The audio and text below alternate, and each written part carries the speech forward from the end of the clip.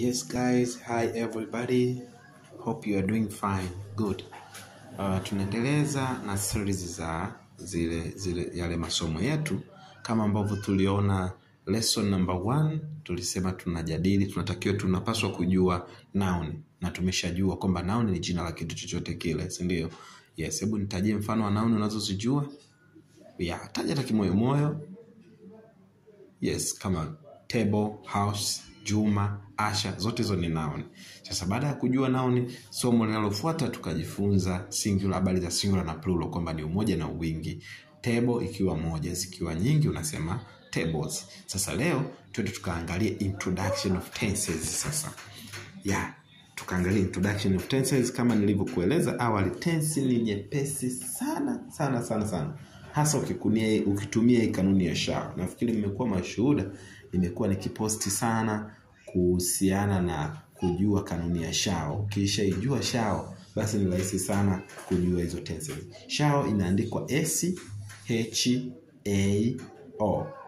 S H A O, kama unavyoona hapo kwenye screen. S H A O, hiyo ndio inaitwa shall. Sasa twende tukabase kwenye somo la leo sasa. Before seeing tenses, let us know 4 things that a learner should understand deeply. Let us see the first after another.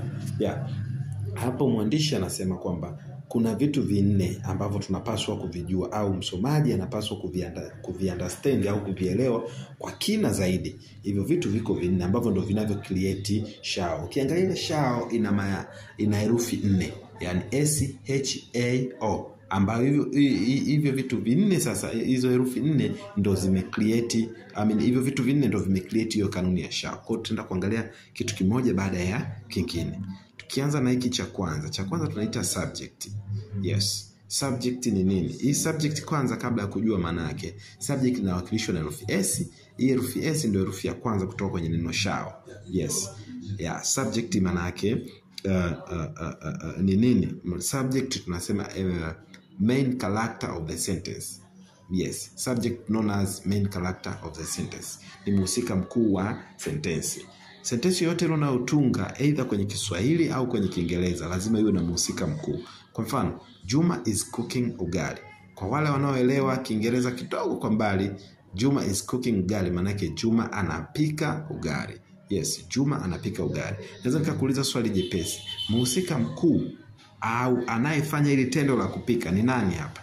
Utakuta jibu ni Juma. Kwa hiyo Juma ndio tunamwita nani? Subject. Hii hapa herufi S. Maana yake inapaswa kukaa hapa, tunasema subject kwa maana herufi S. Hiyo ndio tunaita subject. Kwa hiyo subject ni mhusika mkuu wa sentence. Sentence yote unayotunga, sentence yote unayoitunga lazima iwe na mhusika mkuu, na ndio anayeanza kwenye sentence yako. Kwa mfano ukisema we are reading a book, maana yake sisi tunasoma kitabu. Ukisema sisi tunasoma, neno sisi ndio mhusika mkuu wa sentence. Kwa hiyo unaposema we, maana yake ndio mhusika mkuu wa sentence ambayo tunamuita nani? Tunaita subject.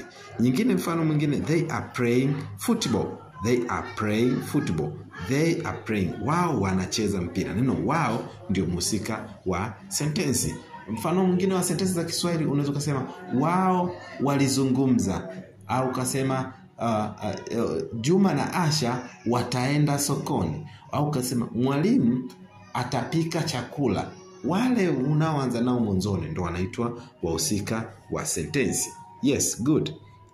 Ukija hapa ndani, once you ask, alikuwa anaelezea hapa jinsi ambavyo hizi subject zinavyoonekana, kwamba ukijiuliza we mwenyewe kwenye hizi mifano ya sentence hapo utakuja kutambua mwanzoni imeanzwa na mhusika mkuu wa sentence, ambaye kuna Juma, kuna we, kuna they. Yani Juma, we, they ndio wahusika wakuu wa sentence. Yes. Ukija hapa chini sasa, although there are different types of pronoun like reflexive pronouns. Sasa hapa mwishoni hapa alisema kwamba but also there is subject pronoun as word that takes place of a noun. Yes, kwamba tunapozungumza subject tuna subject kama mhusika wa sentence, ambao kuna subject kwa maana ya name, majina, kama Juma, Asha and Amina. and teacher na kadhalika, lakini kuna mhusika wa sentensi ambaye ni pronoun. Tunaposema pronoun ni neno ambalo linachukua nafasi ya noun. Yaani pronoun ni kiwakilishi. Kinawakilisha nini? Kinawakilisha noun au kinawakilisha jina, ndio tunaita pronoun. Na hizi pronoun ziko za aina nyingi, lakini sisi tutabezi sana kuangalia subject pronoun, yani mhusika mkuu wa sentensi ambaye ni kiwakilishi. Sawa? Yes. Tutaenda kuangalia ambaye ni kiwakilishi. Kumbuka majina haya na ugumu. Juma, Asha, John au yanafahamika. Lakini twende tukaangalie viwakilishi vya majina ambavyo vinawakilisha majina. Badala ya kusema Juma unaweza kutumia mwakilishi. Badala ya kusema Amina unaweza kutumia mwakilishi. Kwa hiyo nataka tuangalie hapo mwakilishi, hizo viwakilishi. There are 3 types of subjective pronouns which have been divided into singular and plural. Kuna aina kuu kuna subject pronoun au wahusika, viwakilishi vya wahusika vya aina kuu. Kwa Kiswahili hizi tunaita nafsi. Yaani kuna nafsi kuu 3 ambazo zimegawanyika katika umoja na wingi. Tuziangalie hizi subject pronoun. Tuanze ya kwanza. Subject pronoun ya kwanza ni I. I inamaanisha mimi. Yes. Alafu tuna we. We maana yake sisi. Mimi na wewe. Sisi. Alafu you maana yake wewe. You nyingine ya wingi huku maana yake ninyi. Ukija hii ni kiwakilishi ambacho kinawakilisha jinsia ya kike.